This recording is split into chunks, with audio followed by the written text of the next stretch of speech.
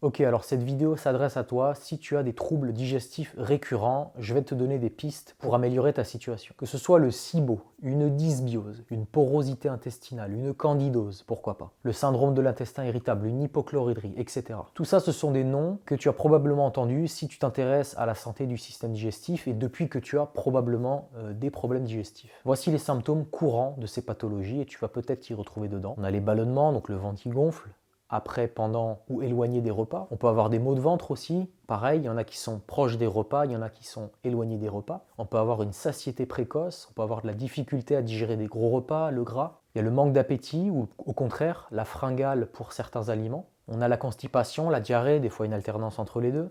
On peut avoir de l'anxiété ou des problèmes dans le changement d'humeur, ou la fatigue et la difficulté de prendre du poids. Si tu t'es reconnu dans un ou plusieurs de ces symptômes et que même manger sain est devenu un problème, te provoque des symptômes, alors écoute cette vidéo jusqu'au bout. Cette vidéo fait suite à ma vidéo sur le SIBO qui a fait plus de 130 000 vues. Bizarrement, c'est des vues qui sont arrivées plusieurs mois après sa publication.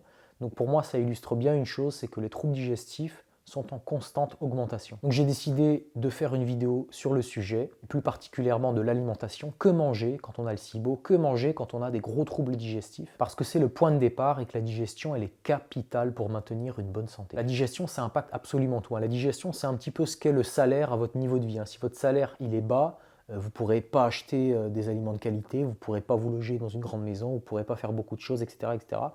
La digestion, c'est pareil. Le corps, il a besoin de nutriments pour fonctionner. Il a besoin d'acides aminés, il a besoin de glucides, il a besoin d'acides gras, de micronutriments. Si vous avez une maldigestion, eh bien c'est tout l'apport de tous ces nutriments qui va être perturbé, qui va être réduit. Et donc, pour absolument toutes les fonctions, pour absolument toutes les protéines, tout ce que le corps a besoin de faire, tout cela va être impacté. Personnellement, si je devais avoir des troubles digestifs chroniques, je m'empresserais de les résoudre et je ne peux que t'encourager à aller consulter un professionnel de santé ou un thérapeute compétent qui va pouvoir t'aider. Même si c'est pas moi. En lien, tu as l'appel découverte qui dure 15 minutes, qui est gratuit, sans engagement, qui te permet de me présenter ta situation. Et sinon, il y a un lien directement pour réserver une consultation. Et si tu es dans la situation particulière où tu as de gros troubles digestifs et que tu souhaites prendre du poids, que tu es maigre depuis plusieurs années et que tu ne sais pas quoi faire pour prendre naturellement du poids et que tu veux le faire en bonne santé sans prendre une myriade de compléments et de shakers protéinés industriels, pareil, le lien pour mon programme de prise de poids naturel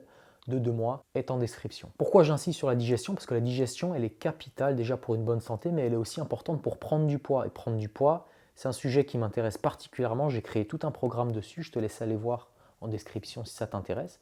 Et donc, ce qu'on fait avec les personnes qui viennent dans ce programme, c'est que pour prendre du poids, il n'y a pas de secret, il faut une bonne digestion. Donc, on fait toujours un travail sur la digestion pour les gens qui ont des problèmes à assimiler leurs nutriments. Et ça va leur permettre de prendre normalement du poids. Mais revenons à la vidéo. Donc, dans cette vidéo, on va voir quoi manger quand tu as de gros problèmes digestifs. On va essayer de donner quelque chose de général, quelle qu'en soit, entre guillemets, la problématique sous-jacente que tu peux avoir, c'est-à-dire le nom de toutes les pathologies que j'ai citées avant. Donc premièrement, que tu aies un SIBO, que tu sois sûr ou pas, que tu aies une hypochloridrie, une dysbiose, une porosité intestinale, etc., ou plusieurs de ces problématiques en même temps, ce qui est souvent le cas, il faut comprendre déjà que leurs causes sont communes. En voici quelques-unes. Le stress chronique, la prise excessive de médicaments comme les IPP par exemple, l'alimentation industrielle, qu'on a tous eu jusqu'à nos 18 ans à peu près, l'inflammation chronique, les pesticides, les déficiences en nutriments qui sont monnaie courante dans la population, etc., etc. Donc il y a des causes qui sont communes à toutes ces pathologies. Deuxièmement, ces problématiques intestinales, souvent, elles prospèrent l'une sur l'autre. On va prendre 2 exemples pour comprendre. Premier exemple, l'hypochloridrie. L'hypochloridrie, c'est le manque d'acidité gastrique au niveau de l'estomac. Une hypochloridrie va favoriser la maldigestion de macros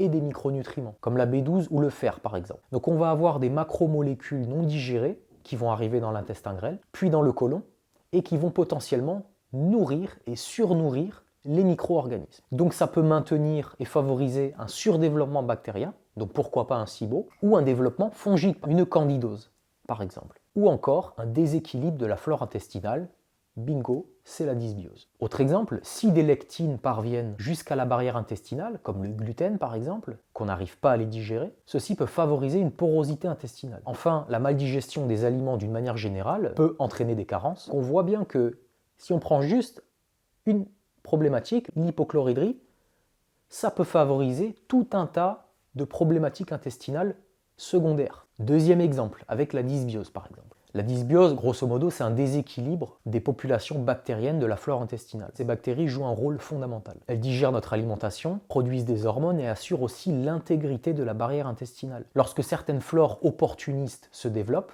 aux dépens de flores bénéfiques, on va les appeler comme ça, c'est donc directement la digestion qui est impactée. Ce qui peut poser des carences potentielles, ce qui peut entraîner de nouveau une hypochloridrie, par manque de nutriments pour créer les sucs gastriques, les enzymes, ce qui peut de nouveau favoriser un SIBO ou une candidose parce que les macromolécules non digérées vont nourrir les micro-organismes de façon démesurée. Quand il y a une dysbiose, eh bien la paroi intestinale est beaucoup plus facilement agressée puisque les bonnes bactéries ne jouent pas leur rôle de protecteur de cette barrière. Donc encore une fois, ça peut favoriser une porosité intestinale, un leaky gut. Donc au final, même histoire que pour l'hypochloridrie, on est dans un système qui s'entretient tout seul. Et c'est pour ça que des fois que les gens ont du mal à y voir clair. Toutes ces pathologies intestinales, elles s'influencent, elles se favorisent souvent les unes les autres. C'est la raison pour laquelle prendre des probiotiques, des compléments alimentaires ou bannir de son alimentation certains aliments ou certaines catégories d'aliments qu'on n'arrive plus à digérer est très souvent insuffisant et ne règle pas le problème de fond. Pire encore, les restrictions alimentaires que vous faites peuvent conduire à des carences. Donc ça aussi, c'est une chose qu'il faut préciser. Ce n'est pas parce que vous ne digérez pas un aliment aujourd'hui que vous ne pourrez plus jamais le digérer. Il faut réparer son intestin. C'est tout le système qu'il faut revoir. Donc dans ces conditions-là, même lorsque manger sain devient un problème, qu'est-ce qu'on fait? Qu'est-ce qu'on mange? Il faut commencer par le premier principe de la naturopathie qui est primum non nocere. Premièrement, ne pas nuire. On arrête de mettre de l'huile sur le feu. Cela signifie en premier lieu mettre de côté, éliminer de son alimentation tout ce que l'on ne digère pas. Car rappelons-nous, tout ce qui n'est pas digéré, tout ce qui n'est pas bien digéré, au niveau d'abord de la digestion haute, c'est-à-dire au niveau de l'estomac avec l'acidité gastrique, va poser des problèmes dans l'intestin grêle, et ce qui n'est pas bien digéré dans l'intestin grêle va poser des problèmes dans le côlon. Donc il faut comprendre que temporairement, s'il y a des aliments que vous ne digérez pas, ça peut être n'importe quoi, ça peut être de la viande, ça peut être des œufs, ça peut être des produits laitiers, ça peut être des légumineuses, ce que vous ne digérez pas va causer des problèmes dans le tube digestif, quelle que soit la catégorie alimentaire que c'est. Alors je sais que au niveau quand on parle du SIBO plus précisément, on dit qu'il y a différents SIBO. Il y a des SIBO où on ne peut pas manger trop de protéines, il y a des SIBO où on ne peut pas manger trop de glucides, etc. Il y a différentes catégories alimentaires. Si j'étais à votre place, je commencerais par faire une liste, j'écris sur un papier, tous les aliments que je ne digère pas du tout, ceux que je digère des fois bien, 2 fois pas bien, et ceux que je digère très bien. De cette manière-là, vous allez sûrement dégager des catégories alimentaires et vous saurez que temporairement, ceux-là, il faut les mettre de côté. Alors attention, suivant l'état dans lequel on est, ça peut être des listes assez longues. C'est pour ça qu'évidemment, moi je conseille de se faire accompagner parce que c'est pas toujours évident, mais en tout cas, si tu veux le faire tout seul, moi je te conseille de tenir une liste à jour. Donc on revient sur notre histoire. Tout ce qui est mal digéré par ton système digestif peut potentiellement entretenir un SIBO, puisque ça va de la nourriture pour les bactéries, peut potentiellement entretenir une dysbiose, peut potentiellement entretenir une porosité intestinale, etc. etc. Donc vraiment, cette phase d'éviction, on va enlever ce qu'on ne peut pas digérer. Il faut bien garder en tête que c'est temporaire. C'est pas l'aliment le problème. C'est toi qui n'es pas capable en ce moment de le digérer. C'est pour ça que tu l'enlèves. Et ça, il faut le comprendre. Donc on va adopter un régime d'éviction qui peut fortement varier d'une personne à l'autre. Alors les régimes d'éviction, ils sont très connus. Tu vas retrouver le régime sans FODMAP, le régime cétogène, le régime paléo. Certains vont s'en sortir avec le régime carnivore, le paléo auto-immun. Bref, il peut y avoir plein de choses, ou même carrément, tu peux te retrouver avec des régimes complètement personnalisés, qui ne rentrent même pas dans une case. Et ça, en tout cas pour l'avoir vécu, tu peux le trouver tout seul, mais tu vas prendre beaucoup de temps. Il vaut mieux se faire accompagner par quelqu'un qui s'y connaît. Mais si tu as du temps et des connaissances, alors à mon avis, tu peux le faire toi-même. D'expérience, ce que je peux te dire, c'est que les produits animaux donnent de meilleurs résultats en termes de digestibilité, à part les œufs qui des fois passent vraiment pas chez des gens qui ont un intestin en mauvais état. Donc les produits animaux sont beaucoup plus digestes d'une manière générale que les végétaux. Donc généralement, les premières choses qu'on va enlever, c'est légumineuses, oléagineux, des choses comme ça. Et on va plutôt se tourner vers voilà, de la viande, du poisson, des produits animaux. Mais encore une fois, ça peut changer d'une personne à l'autre. Donc il peut être intéressant de limiter voilà, des oléagineux, des céréales complètes, certains légumes fibreux, temporairement, voire même les produits laitiers ou les œufs, comme je te disais, et certaines protéines animales spécifiques. Donc ça dépend de tout à chacun. Il faut évidemment pendant cette période enlever les produits transformés, les sucres ajoutés, etc. etc. Ça, à mon avis, je t'apprends rien.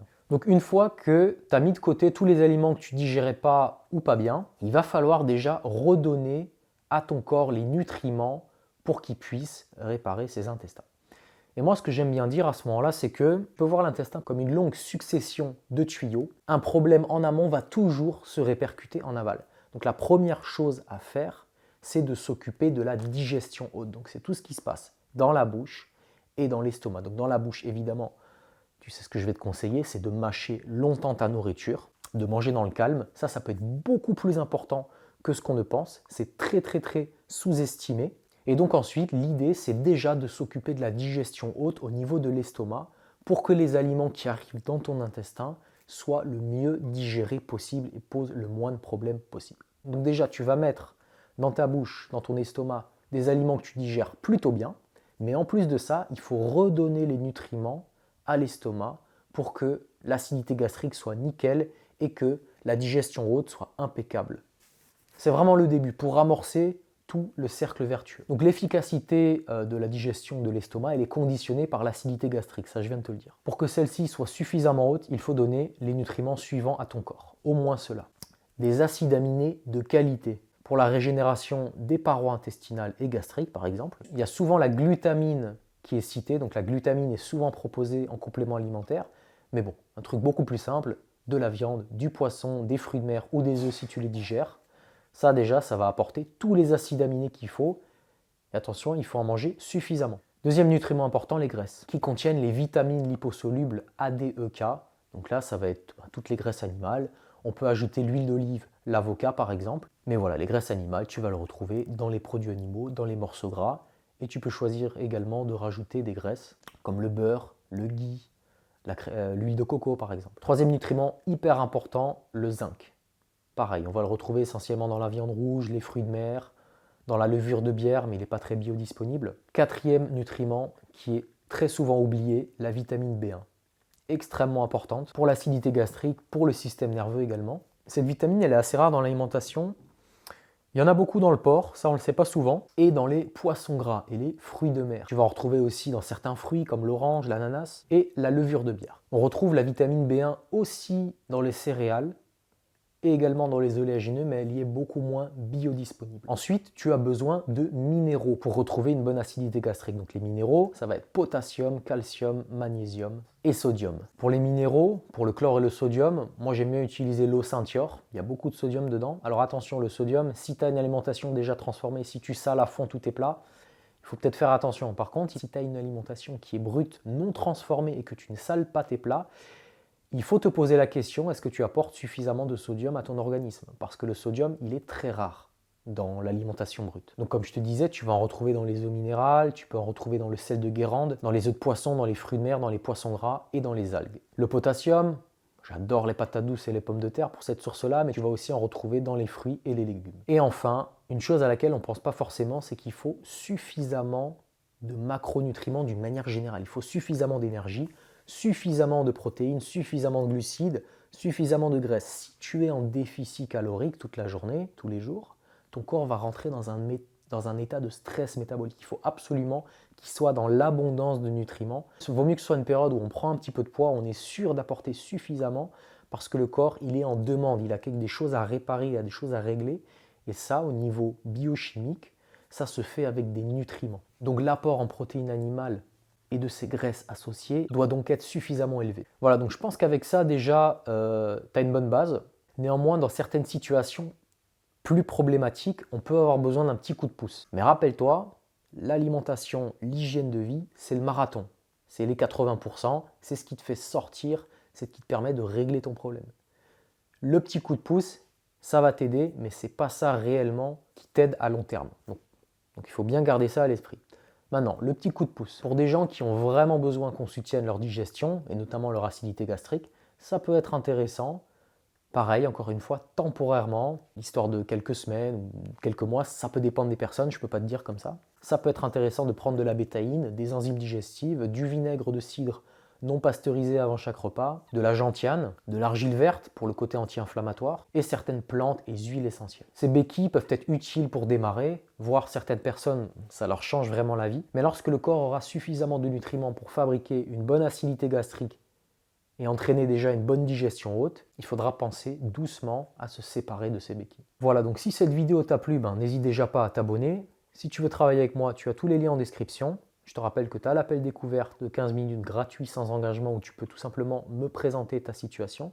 Tu as le lien pour réserver une consultation et tu as le lien vers mon programme de prise de poids qu'il est possible de suivre si tu as des problèmes digestifs puisqu'on s'occupera d'abord de résoudre tes problèmes digestifs. Et une fois que la machine sera prête, on enverra ce qu'il faut au niveau alimentation pour prendre du poids naturellement et en gardant la. Je vous dis à plus sur Vitae TV.